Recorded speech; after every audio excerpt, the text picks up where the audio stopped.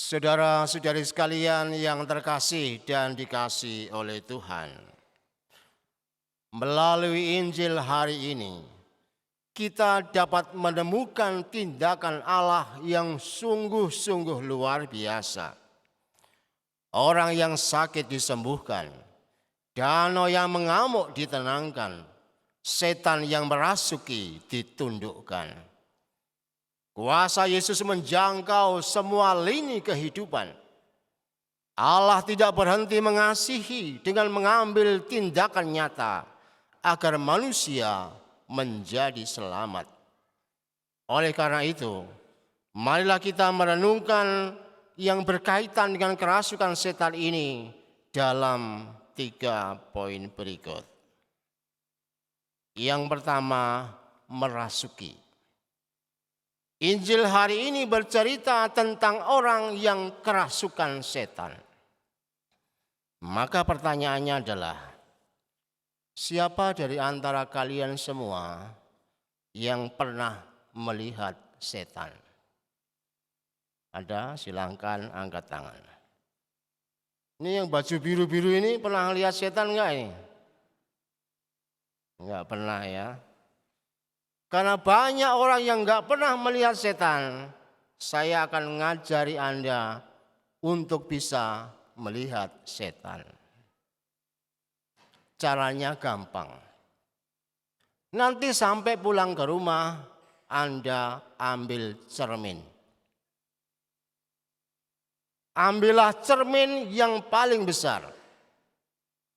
Kemudian tempatkan wajah Anda persis di depan cermin, kurang lebih 25 cm. Itu caranya melihat setan begitu ya. Pertama-tama perhatikan mata Anda. Perhatikan warnanya merah atau hijau. Kalau merah biasanya orang ini suka mabuk atau marah-marah terus sepanjang waktu. Kalau hijau berarti mata duitan. Nah ini cara melihatnya begitu dulu. Kalau sudah begitu, turun ke bawah. Lihatlah hidung Anda. Hidungnya belang atau enggak? Kalau hidungmu hidung belang, tanda suka ngelirik pasangan tetangga. Nah, ini belang semua hidungnya itu.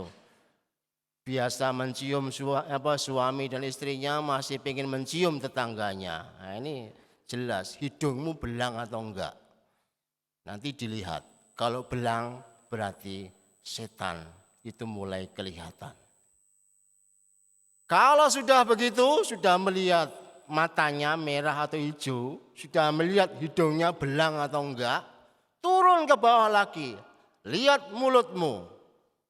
Kemudian julurkan lidahmu. Melet gitu ya. 25 cm melet kalau nyentuh kaca, ya, cermin, itu berarti mirip setan beneran. Karena lidahnya panjang gitu ya. Tapi kalau belum, perhatikan, lidah Anda yang tidak bertulang itu suka ngumpat atau suka muji Tuhan. Kalau suka miso-miso aja, suaminya itu sudah bagus gitu ya, masih dibisui istrinya. Istrinya sudah cantik banget, masih dibisui suaminya. Itu tandanya lidahmu yang enggak bertulang ini mulai dihinggapi setan. Nah, kalau begitu berarti setan itu memang tidak kelihatan. Kamu cari-cari kemanapun ya susah. Setan hanya bisa kita temukan di dalam tindakan jahat. Sebab setan dikatakan dalam Injil tadi adalah roh jahat. Roh itu enggak kelihatan, jahat itu kelihatan. Maka ketika kita ini hidupnya mulai jahat, itu tanda setan sedang berkarya dalam hidup kita. Lebih daripada itu, mari kita masuk ke dalam sesuatu yang lebih mendalam. Kita meyakini bahwa jiwa manusia itu bagaikan rumah yang indah atau puri kencana. Oleh karena itu, semua roh itu menyukai dan berusaha untuk menghuni jiwa kita. Apabila Tuhan tidak tinggal dan bertahta di dalam lubuk jiwa kita, maka seseorang akan segera mendapatkan roh yang lain. Atau kalau kita membiarkan rumah hati kita ini kosong, biasanya kalau rumah-rumah itu kosong, itu kan segera dihuni oleh setan gitu kan.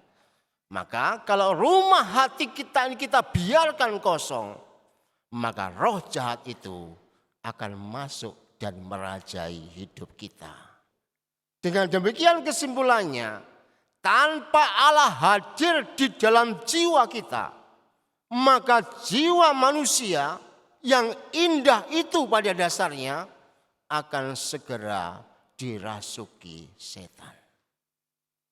Itulah hal pertama yang mesti kita sadari, bahwa Anda semua ini berharga dan hati Anda itu bagaikan rumah kencana yang di dalamnya Tuhan mestinya tinggal dan menetap. Yang kedua, membebaskan. Setan atau roh jahat tidak akan bertahan di hadapan Tuhan. Yang jahat akan mati di hadapan yang kudus. Sehingga dalam kitab suci tadi, setan ketakutan dan mengatakan, engkaulah yang kudus dari Allah. Kalau di hadapan yang kudus, setan tidak akan pernah berkuasa. Meski roh itu menyusup rapi pada diri seseorang, setan akan ketahuan dan segera menampakkan diri. Begitu Tuhan memerintahkan, diam, keluarlah daripadanya, setan pun segera tunduk dan meninggalkan jiwa seseorang. Hanya oleh kuasa Yesus, roh jahat, setan bisa dikalahkan. Oleh karena itu kita setiap kali diminta untuk berdoa dalam menjalin relasi dengan Allah sendiri. Kita diharapkan menjaga hati dengan berlatih hal-hal yang baik. Kita perlu hidup dalam kasih karunia. Semua itu dimaksudkan agar kita bersama dengan Tuhan atau atas nama Tuhan bisa mengusir setan dan segala perbuatan jahatnya dari hidup kita. Hanya dengan begitu kita akan menjadi orang yang menang dan kemudian diselamatkan. Kita berdoa selalu ada gunanya. Kita berlatih ke hal-hal rohani, kesalehan dan seterusnya, itu ada manfaatnya.